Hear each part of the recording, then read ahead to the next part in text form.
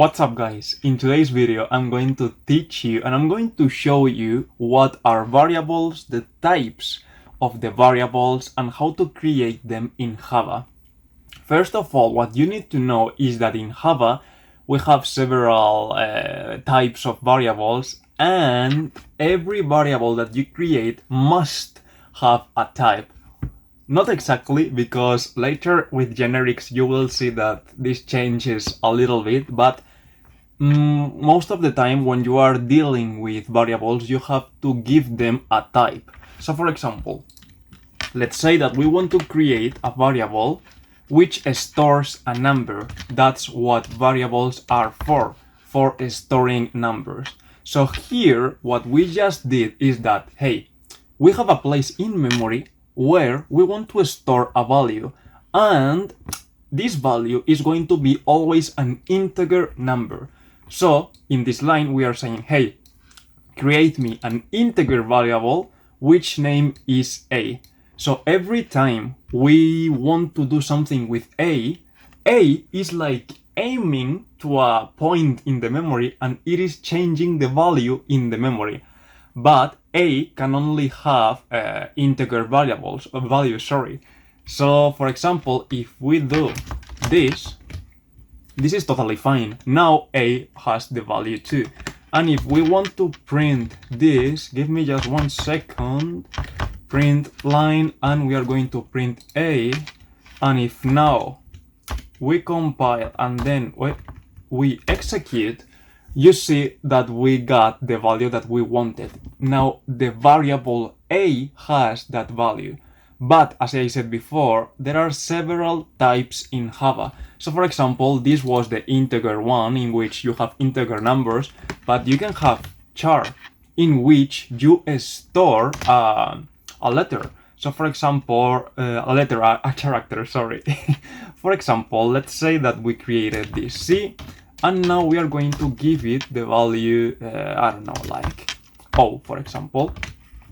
So if we try to print this, we are going to see that what we get is that that value. So for example, now we got the O. So we have even more types, and for example, we have the type double, in which you store decimal numbers, such as, for example, let's say that we create a variable d, in which we want to store the value 1.3 and something like that. And we have also float, but I don't remember well how to use this one. And I think it's like something like this. Yeah, in order to use float you have to put an f at the end. But yeah, you have several types. But now in Java you can have more than types, because for example, let's do this. Remember that we created this integer variable which stores the number 2. But what if we put here integer a2 and we give it the value 3? So what is the difference between int and integer? You are going to see this in one moment. Let's try to print this and see if there is any differences or something happens. Nothing happened, everything is the same. We have now a 3, but what is the difference? Why would I want to use integer instead of int? Or why would I want to use int instead of integer? Here comes the objects. So integer is a class, and with this we created an integer object. Int is a data type and is just that, a data type, but not an object. This means that, for example, if we want to do something else with a, you can see that whenever I put the dot, which means that I try to access the methods of an object, we can see that they don't, like, integers don't have methods, because it's just a data type. Like with this, you can just put here numbers, you cannot do anything else. But if we use the object a2 and we put here the dot, you can see that we have a lot of methods. Just have clear that an object comes from a class. The class is a template and the object is that template but with data.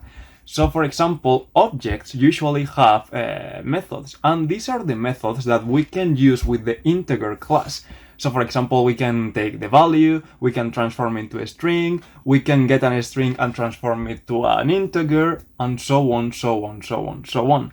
So that's the difference between integer and int, that this is a class, and here we created the object, and this is just a type. That's the main difference. Another thing is that we have several kind of objects, such as, for example, what if we want to create a string? What is a string?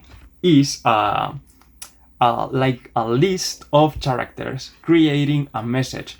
So for example, if we do a string, let's call it str, we can now create a message, and we can put here, hello world, I am Kevin, and this is a string. So now we created a string. Let me put this, and if we want to print this, there is not any problem, and we just simply do this, and we have printed this. So this is a string, and this is how you create strings in Java. Also, you have to know that this is an object. Usually, well, this is a class, but here we created the object. Usually classes, well, not usually, always classes have the first letter with a capital letter. So you know that this is a class, and you know that this is not a class, that this is just a type. So whenever you have a capital letter at the beginning of a name, it is usually an object. So with this, you can, for example, now put a lot of, like, you can use a lot of methods. For example, we can know the length of the string, and we can put it in the a variable that we created before. And now, for example, we can print after this the value of a. So if we do this, I think this is good, and we put this, we know that this string has 43 characters. So this was a brief summary of variables and the types, and of course classes. Like, we haven't seen anything about classes, but you just have to know that in Java you of course have the data types, but you as well have some classes and some objects. You have to know also that you can create those classes and those objects and those methods and so on. So if you understood how to create variables and how to use types in Java, give it a like, share, subscribe, and see you in the next one. Damn, Sosa, you going crazy. Rest in peace, my cat, kilo 666. Estoy bajando todo, lo siento. Te quedas en el no. Rest in peace,